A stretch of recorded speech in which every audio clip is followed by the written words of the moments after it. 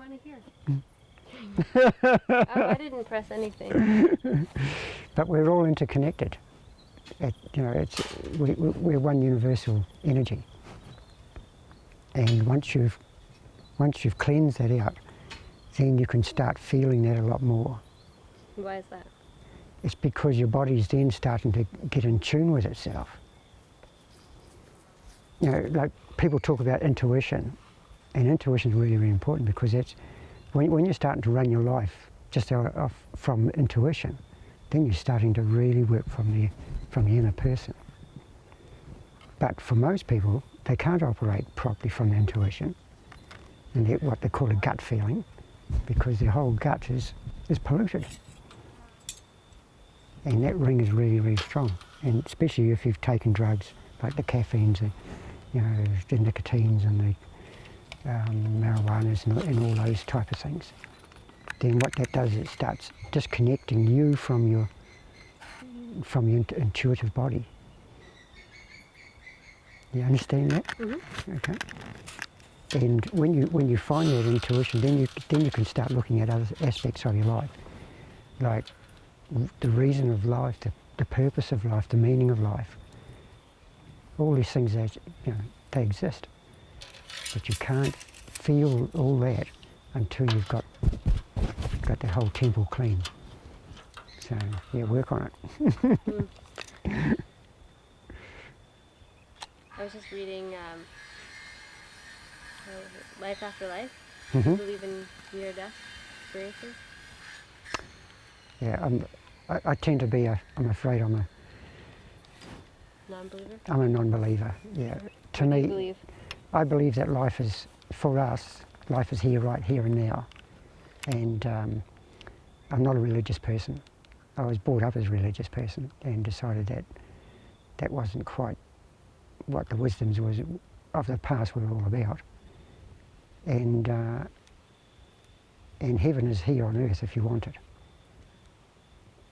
And that's, yeah, maybe I'll talk today a little bit on that. I don't knock what was put into the Bible, because that was a collection of the wisdom of the time. And there were some very, very bright people there. To me, one of the most important things in the Bible says that thou shalt be done on earth as it is in heaven.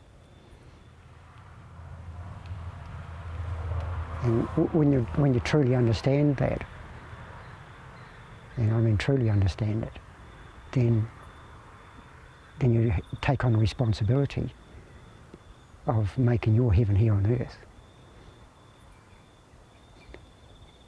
And that's what it's really all about, is creating a heavenly space for yourself here, in your interaction with the environment, with people,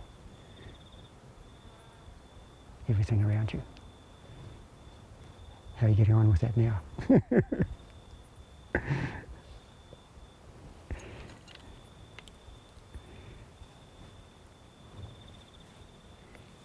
Are we active, are we? Oh, okay. Okay, so let me know when to start off again. I'll introduce myself. Okay. Hello, my name's Peter Curreen. I'm living here in Karamea. I tend to think a little bit outside the square, and I've established a lifestyle here that reflects myself as a person. When I first came here, I took on this block of land. This was about 9 years ago, and it was just a bare block of land. Now when you look around, there's a house, there's established gardens. I have fruit running on the orchards for up to 7-8 months a year. And at the moment I'm building a greenhouse to try and widen that scope of fruit. To set all this business up, it takes a lot from a person. So it's essential that to do so, you need to take on a lot of personal responsibility. This means structuring yourself, getting up every day and doing a day's work. And at the end of the week, making sure you have a darn good break. And this is what I try to do, get up each morning, just do my day's work, plan exactly what I'm doing, and at the end of the week take my break. And I tend to be working 6 days a week, and then about once every 6 or 8 weeks I'll take a week off and go out of the area, communicate with the world that most of you are now living in, and take from that world the beauties that there are. I'm finding for me though, being a person who does live a little bit outside the square, this remote area of New Zealand is perfect for myself. Now, to structure these type of events that I'm establishing here means putting things onto paper to start with, setting up the goals that you'll be wanting to achieve in the future, thinking about the land in terms of the sun angles, looking at what else will grow in this area, talking to your neighbours, and generally communicating as much as possible with your local community, and eventually putting that into practice in this daily workload that we're talking about.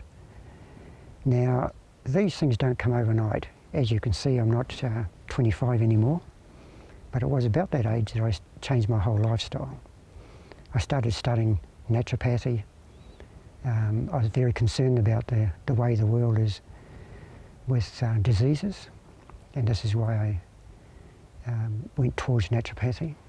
And even today I still study, and most of the studies I'm doing is physiology studies, because this ties in so much with the naturopathic work.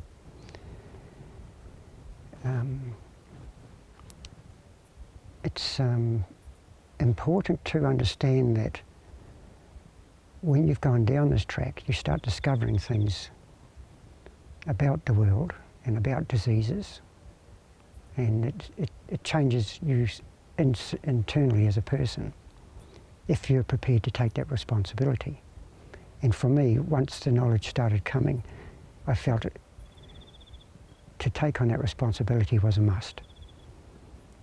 I looked around me, and even now when I look around me, I see people of my own age dying of cancers and neuromuscular diseases, cardiovascular problems, and all these things can be cured by taking the responsibility to change your lifestyle. And this is what I decided I had to do. And for me now, headaches, colds, flus, illness, not since I was 25 years old. And what I'm doing now is I have a small clinic here in which people come along, people with these type of difficulties that I'm talking about, and hopefully they go away changing their lifestyle so they can go on and teach somebody else. On the front of the food, as I explained earlier on, the orchards are now established, but there's always plenty to do. Once you've established things, there's always a maintenance cycle, and that's the cycle I'm on at the moment. It's not a full permaculture system as most people would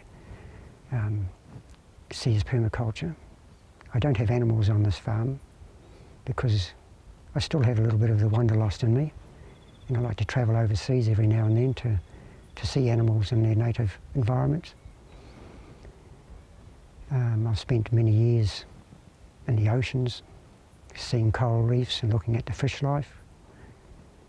And these are the reasons I travel, because the way in which the world is going at the moment, many species are dying and becoming extinct. I wanted to see some of those things and learn from what that part of nature can still give us as humanity. And that's why I travel, is to see that type of life. I also travel to meet those other beautiful people, what many of you are, and to learn from you, and to try and pass a little bit of my wisdom on to people like yourself. I'm hoping that in the long term, many people will take on their own personal responsibilities and change their lifestyle towards a better world, because the one in which we're living at the moment is under a lot of strain. We still have time to change, but it's up to each one of us as individuals to make that change in ourselves. Once that change is made, then collectively we can change the way in which humanity exists on this world. But we can't do it under the regimes that we're living at the moment. If we continue along this path that we're going at the moment, then we're going to go under a lot more stress.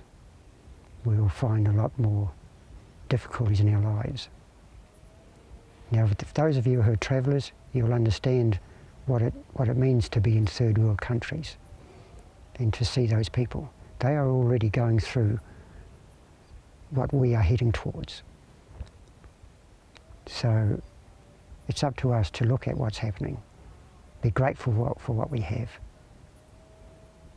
and go on to build a far better world than we have at the moment. Thank you for listening. That's me. Does that do something for you?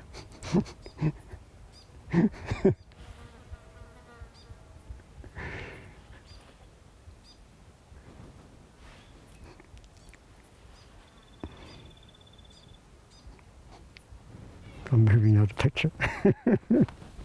I've talked myself out.